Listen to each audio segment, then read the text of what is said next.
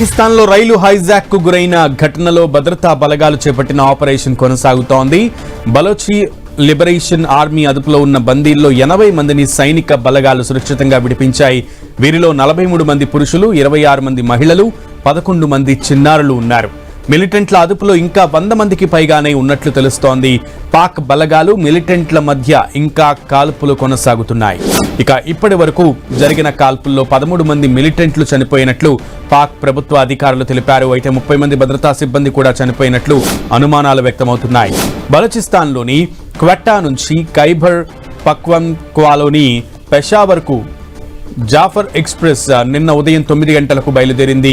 సుమారు 500 మంది ప్రయాణికులతో వెళుతున్న రైలుపై రిమోట్ ప్రాంతమైన బలోన్లో 8వ నెంబర్ టన్నెల్ వద్ద మిలిటెంట్లు కాల్పులు జరిపారు. రైలు ట్రాక్ను పేల్చివేశారు.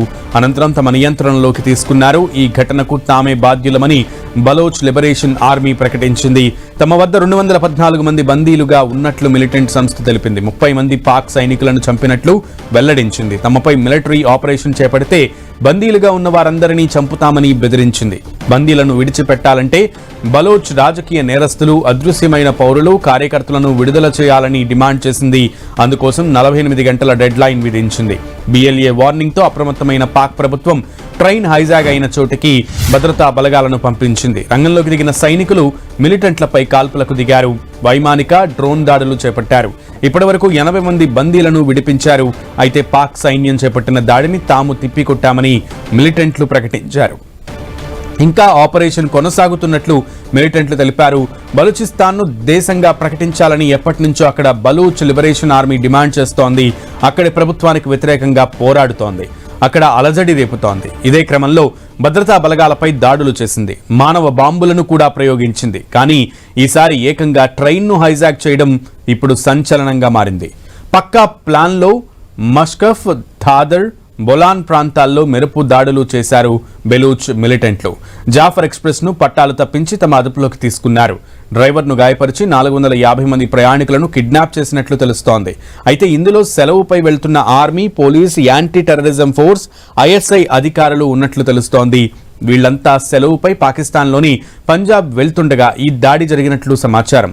జాఫర్ ఎక్స్ప్రెస్ ప్రయాణ మార్గం మొత్తం కూడా పర్వతాలతో కూడుకున్నది. ఇక్కడ మొత్తం 17 టన్నెళ్లు ఉన్నాయి. రైళ్లు తక్కువ స్పీడ్తో వెళ్తాయి.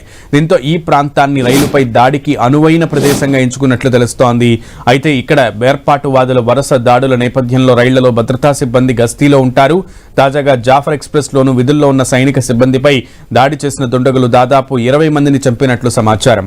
సైనిక ఆపరేషన్ నుంచి వెనక్కి తగ్గకుంటే బందీలుగా ఉన్నవారందరినీ చంపేస్తామని BLA బెదిరించినట్లు తెలుస్తోంది. ఇరాన్, ఆఫ్ఘనిస్తాన్ సరిహద్దుల్లో బలూచిస్తాన్ ప్రాంతం వ్యాపించి ఉంది. పాకిస్తాన్ నుంచి ప్రత్యేక ప్రాంత ఆవిర్భావాన్ని కోరుతూ దశాబ్దాలుగా పోరాటం సాగుతోంది. గ్యాస్, ఖనిజ నిక్షేపాలు పుష్కలంగా ఉన్న ప్రాంతమైనప్పటికీ దోపిడీకి గురవుతున్నామని వాదిస్తోంది. ఈ క్రమంలోనే బలోచ్ ఆర్మీ లిబరేషన్ ఆర్మీ పేరుతో 2000లో ఏర్పాటైన సంస్థ స్థానికంగా బలీయ శక్తిగా ఎదిగింది. పాక్ సైన్యం, ప్రభుత్వంపై తరచూ దాడులకు పాల్పడుతున్న ఈ సంస్థను పాకిస్తాన్తో పాటు అమెరికా, బ్రిటన్లు ఉగ్ర సంస్థగా ప్రకటించాయి.